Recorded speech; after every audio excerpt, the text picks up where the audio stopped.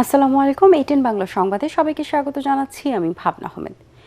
বিশেষ অধিবেশন ডেকে রাষ্ট্রপতি নির্বাচন করার মতো পরিস্থিতি তৈরি হয়নি বলে জানিয়েছেন আইনমন্ত্রী মোহাম্মদ আসাদুজ্জামান। রাজধানীতে এক অনুষ্ঠান শেষে গণমাধ্যমকে তিনি বলেন, সেপ্টেম্বরে চলতি সংসদের তৃতীয় অধিবেশনে নতুন রাষ্ট্রপতি নির্বাচিত হবেন। সদ্য বিদায়ের রাষ্ট্রপতির বিরুদ্ধে মামলা হলে তা যাচাই বাছাই করা হবে বলেও জানান আইনমন্ত্রী।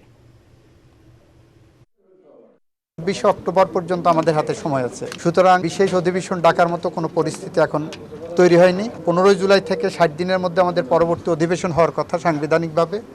আশা করি সেই অধিবেশনেই এটা নিষ্পত্তি করা সম্ভব হবে। এদিকে দলের স্থায়ী কমিটি বৈঠকে রাষ্ট্রপতির নাম চূড়ান্ত করা হবে বলে জানিয়েছেন বিএনপি মহাসচিব ও এলজিআরডি মন্ত্রী মির্জা ফখরুল ইসলাম আলমগীর। বগুড়ায় আরডিএ উদ্ভাবিত বিভিন্ন সবুজ প্রযুক্তির প্রদর্শনী পরিদর্শন করতে গিয়ে সাংবাদিকদের তিনি কথা জানান।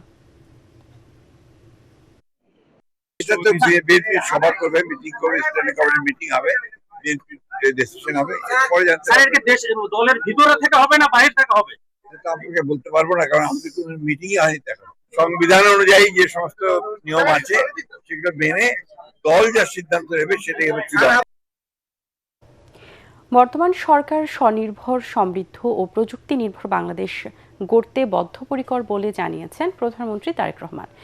রাজধানীতে সেমিকন্ডাক্টর সিম্পোজিয়াম ও বিইএআর সামিটের উদ্বোধনী অনুষ্ঠানে তিনি বলেন, মেধাভিত্তিক দেশ গড়ে তোলাই সরকারের লক্ষ্য।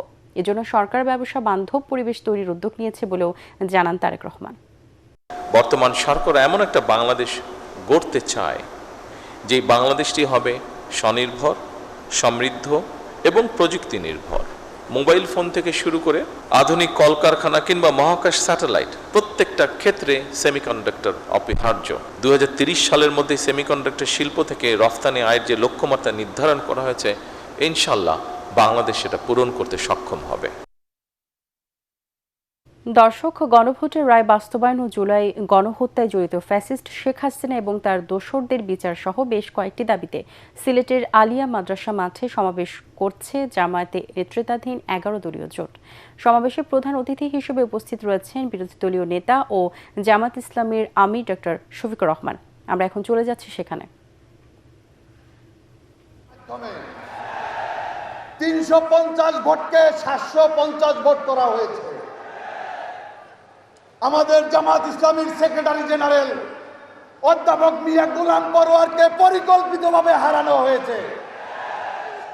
আমরা বলতে চাই, আপনারা যদি মনে করে থাকেন যে 5 বছরের জন্য ক্ষমতায় এসেছেন, তাহলে বলবো বোকার স্বর্গে আছেন আপনারা।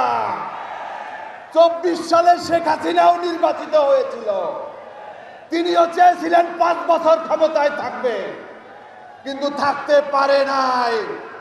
গণভোটের গণরায় নিয়ে গড়িমসি করলে শীঘ্রই আমরা কঠোর কর্মসূচি দেব। বন্ধুরা, সংগ্রামী বন্ধুরা আমার, আমরা দেখতে পাচ্ছি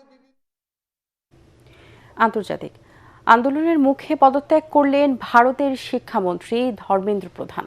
সামাজিক যোগাযোগ মাধ্যম এক্স একটি পোস্টের মাধ্যমে তিনি নিজের পদত্যাগের সিদ্ধান্তের কথা নিশ্চিত করেছেন। সংবাদ মাধ্যম ইন্ডিয়া টুডের এক প্রতিবেদনে এ তথ্য জানিয়েছে।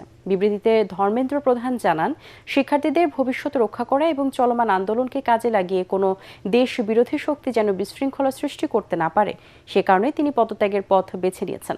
কেন্দ্র সরকার এবং ককরোচ জনতা পার্টি সিজেপির মধ্যে তৃতীয় দফা আলোচনার মাত্র কয়েক ঘন্টা আগে এই পদত্যাগের ঘোষণা এলো। প্রধানমন্ত্রী নরেন্দ্র মোদীর কাছে নিজের পদত্যাগপত্র পাঠানোর পর ধর্মেন্দ্র প্রধান সহকর্মী ও সংশ্লিষ্ট দপ্তরকে ধন্যবাদ জানান এবং দেশের মানুষের সেবায় নিয়োজিত থাকার অঙ্গীকার ব্যক্ত করেন। পরবর্তী সংবাদ দেখার আমন্ত্রণ জানিয়ে এখনকার মতো শেষ করছি এটিএন বাংলার সংবাদ। ইউটিউবে দেখতে ব্রাউজ করুন youtube/ATN বাংলা নিউজ। ধন্যবাদ সবাইকে।